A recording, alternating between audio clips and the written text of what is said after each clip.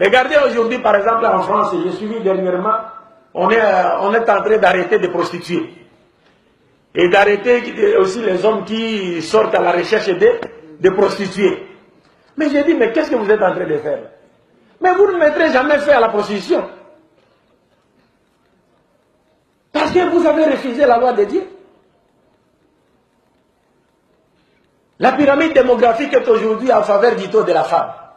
Les femmes sont plus nombreuses que les hommes. Et dans une société où il y a 8 millions de femmes et 2 millions d'hommes, et vous voulez qu'un homme se marie à une seule femme. Mais ça veut dire quoi ça?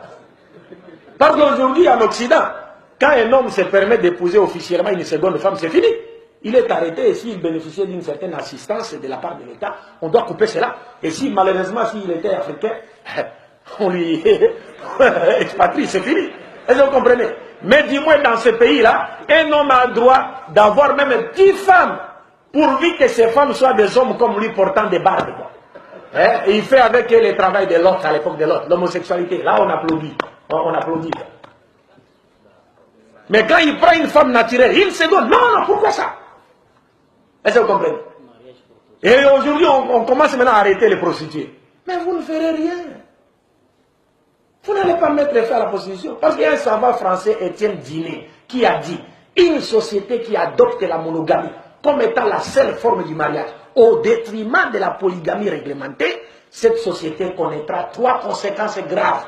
La première conséquence, la prolifération de la prostitution. La seconde, les enfants illégitimes.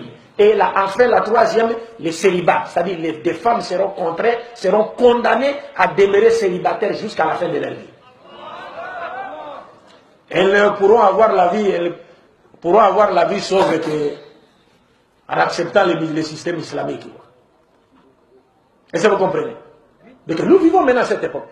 Pourtant, même dans la Bible, Ésaïe chapitre 4, verset 1, Dieu dit, il arrivera un moment où 7 femmes s'attacheront à un seul homme et lui diront, nous nous vêtirons nous-mêmes, nous allons nous nourrir nous-mêmes, fais-nous seulement porter ton nom pour enlever notre honte.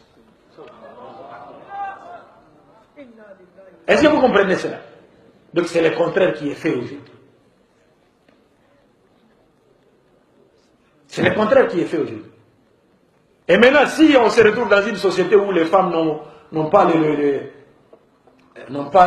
la chance de se retrouver même, de se marier, et de se retrouver même sous tutelle d'un homme polygame, mais qu'est-ce qui se passera?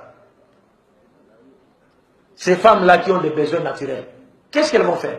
Mais n'est-ce pas qu'elles vont développer des stratégies visant à attirer et les hommes mariés et les hommes non mariés dans les mailles de leur filet? Et qu'est-ce qui s'en suivra? La prostitution, les enfants illégitimes, les célibats. Les 3 conséquences graves auxquelles l'islam ajoute 2 autres pour en faire 5. C'est-à-dire la 4e conséquence, c'est la dépravation totale des mœurs.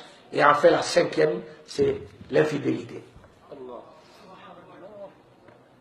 Est-ce que vous comprenez?